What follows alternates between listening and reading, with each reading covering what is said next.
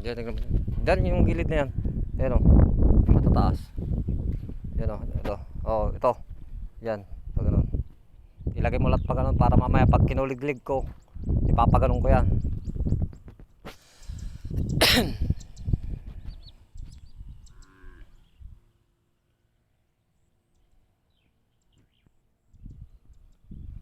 Ito yan o. Kasi maangat yan eh. Pag ganun mo, para pag kinuliglig ko, ipapaganon ko. Padiretso ko doon.